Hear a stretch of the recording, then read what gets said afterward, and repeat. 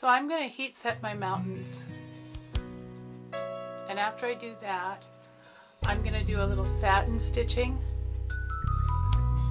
on the back mountains so that I'll like those a little bit better.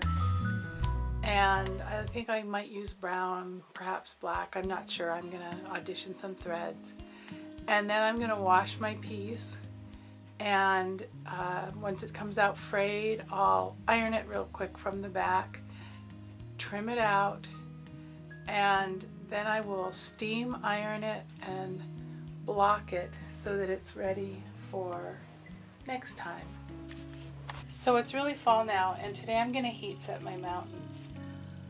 I have my iron as hot as it will go, and I've had the steam all the way turned off. And then you heat set by ironing both sides for 30 seconds at temperature suited to the fabric. I have washed a piece where I didn't heat set something and lost my design. I just try to heat set things as soon as I can, and it's a little bit smelly. I don't mind the smell, but it's a chemical smell. And so you move your iron, and you're supposed to have proper ventilation, and so I don't like to do a ton of heat setting in the winter time when I can't comfortably open a window or whatever. And I use a timer to make sure that I'm doing it as long as I'm supposed to. After I finish systematically heat setting every part of the design, I move on to wonky satin stitching the wall piece on the back mountains. They look kind of puffy to me, and I don't care for that, and I didn't want to spend a lot of effort on them because I feel like they're such a background element that they really don't attract much attention at all. But for when people do happen to look at them, I just wanted them to seem a little bit less lumpy. I'm not sure how to describe the texture they have that I don't like, but you can see for yourself what I'm changing about it and what it should be called. And so of course I trim everything up and I try to get a look at it, and I just like it better, so I'm happy with that.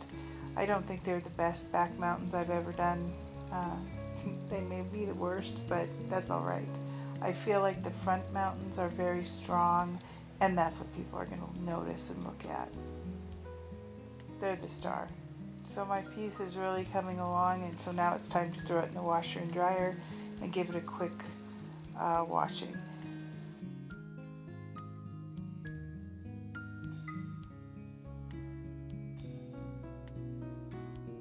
Now that it is washed and dried, I'm just going to press it from the back with as much heat and steam as I can get out of my iron.